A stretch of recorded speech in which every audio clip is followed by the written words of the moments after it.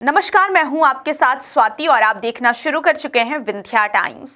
संसद के शीतकालीन सत्र में मंगलवार यानी कि आज लोकसभा के अंदर केंद्र सरकार वन नेशन वन इलेक्शन विधेयक पेश कर सकती है। जानकारी के अनुसार इस विधेयक को केंद्रीय कानून मंत्री अर्जुन राम मेघवाल पेश करेंगे। 12 दिसंबर को प्रधानमंत्री नरेंद्र मोदी की अध्यक्षता में हुई कैबिनेट बैठक में इस बिल को मंजूरी दी गई थी।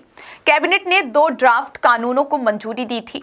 इसमें से एक संविधान संशोधन विधेयक लोकसभा और राज्य विधानसभाओं के चुनाव एक साथ कराने से संबंधित है, जबकि दूसरा विधेयक विधानसभाओं वाले 3 केंद्र शासित प्रदेशों के एक साथ चुनाव कराने के संबंध में है। अब आइए जानते हैं कि वन नेशन वन इलेक्शन क्या है। वन नेशन वन इलेक्शन का मतलब है एक राष्ट्र में एक चुनाव।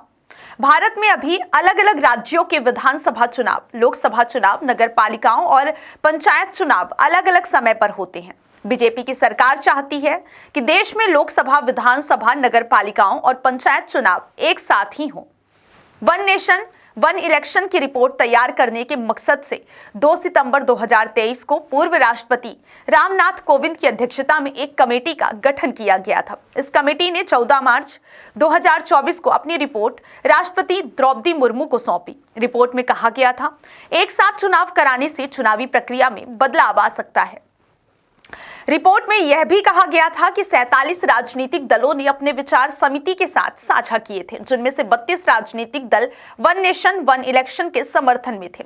केंद्रीय मंत्री अश्विनी वैष्णव के अनुसार इस समिति ने सभी राजनीतिक पार्टियों, जजों, अलग अलग क्षेत्रों से आने वाले बड़ी संख्या में विशेषज्ञों के विचार विमर्श कर ये रिपोर्ट तैयार की है। अब आइए जानते हैं कि one nation one election committee में कौन शामिल है। वन नेशन वन इलेक्शन के लिए बनी कमेटी में केंद्रीय गृह मंत्री अमित शाह, लोकसभा के पूर्व महासचिव डॉक्टर सुभाष कश्यप, कांग्रेस के पूर्व नेता गुलाम नबी आजाद, 15वें वित्त आयोग के पूर्व अध्यक्ष एनके सिंह, वरिष्ठ अधिवक्ता हरीश साल्वे और chief vigilance commissioner Sanjay Kothari शामिल थे। इसके अलावा विशेष आमंत्रित सदस्य के तौर पर कानून राज्य मंत्री अर्जुन राम मेघवाल और डॉक्टर नितेन चंद्रा समिति शामिल थे। कमेटी ने 191 दिनों में वन नेशन वन इलेक्शन के लिए रिपोर्ट तैयार की थी। हालांकि रिपोर्ट तैयार करने से पहले 7 देशों की चुनाव प्रक्रिया की स्टडी भी की गई, जहां वन नेशन वन इलेक्शन प्रक्रिया लागू है। इन 7 देशों में स्वीडन, जापान, जर्मनी, बेल्जियम, दक्षिण अफ्रीका, इंडोनेशिया और फिलीपींस शामिल हैं। एक राष्ट्र में एक चुनाव की सिफारिश 1983 में भारतीय चुनाव आयोग ने भी की थी, लेकिन तब इंदिरा गांधी ने इसे अस्वीकार कर दिया था। दरअसल आजादी के बाद लोकसभा चुनाव के साथ कई राज्यों के चुनाव हुए थे।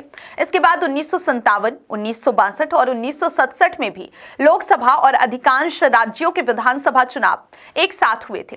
हालांकि 1955 में आंध्र प्रदेश, 1960-65 में केरल और 1961 में ओडिशा में अलग से चुनाव हुए थे। वहीं दूसरी तरफ वन नेशन वन इलेक्शन को लेकर कांग्रेस विरोध कर रही है। अब आइए जानते हैं कि Congress one nation one election का विरोध क्यों कर रही है।